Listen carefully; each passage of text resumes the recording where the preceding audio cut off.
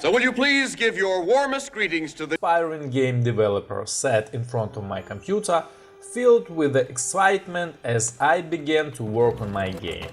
My goal for this particular series is to create a model and animation for the game prototype, but little you know that it would be a wild and exciting ride full of challenges and obstacles.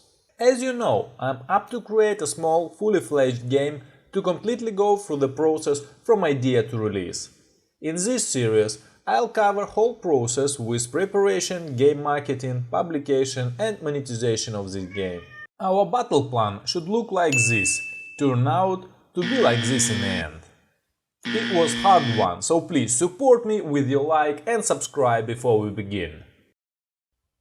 In the previous episode I told you how I decided to create this game, decided on idea of the game and began to create a prototype. I started with the basics and watched tutorials on YouTube, studying the ins and outs of the game development.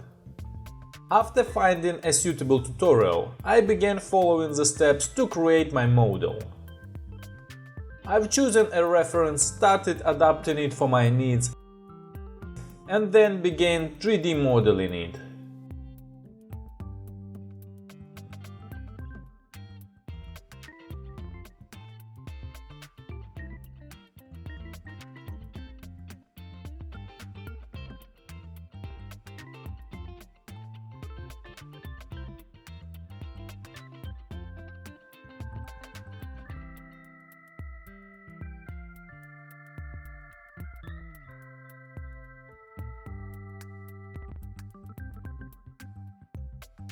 However, after hours of work, I didn't like the final result and realized it was taking up too much time.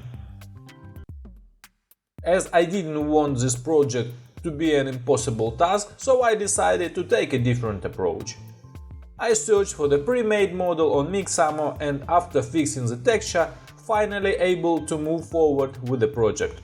The next challenge I faced was changing the player's movement to make it more realistic. Before player goes forward and sideways, looking forward. To bring the more realistic, I propel the player just forward and change its direction physically by rotating the player. This presented some coding issues, but I finally managed to figure out and was happy with the result. However, challenges didn't end there. Then I decided to make the model completely physical, driven by copying the animation, which caused the player to wobble around imitating the movement of a drunk person. While this sounded like a great idea in theory, I quickly realized that it was a lot more difficult than I have anticipated. I watched the numerous tutorials and stopped on this tutorial. But no matter how hard I try, I just couldn't balance the model.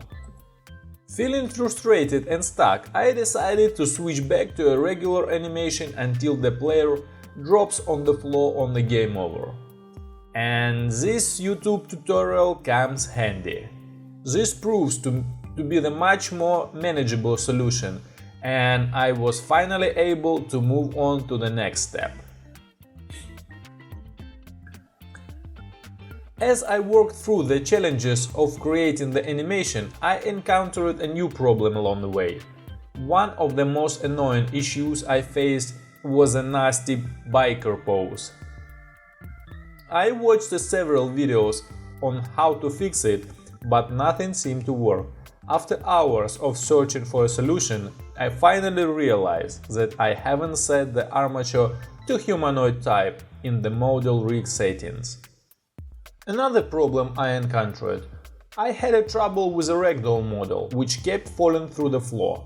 I tried several different approaches, but nothing seemed to work. After hours of trial and errors, somehow I managed to find a solution to this problem. Just when I thought I was nearing the end of the series, yet another problem arose.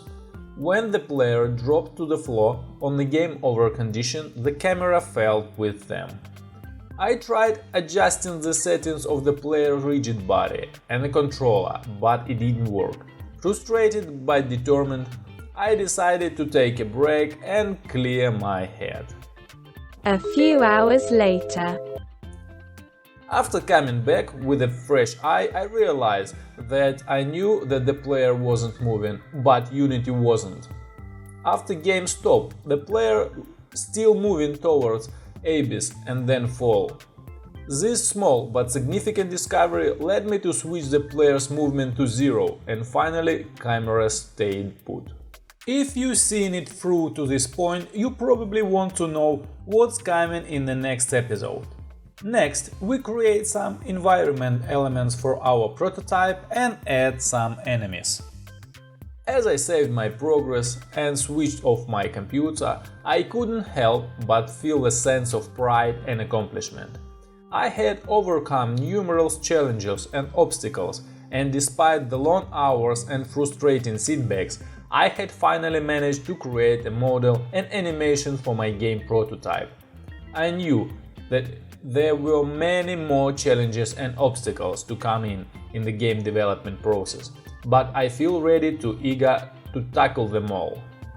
If you enjoyed this story and want to see some more like it, don't forget to like and subscribe.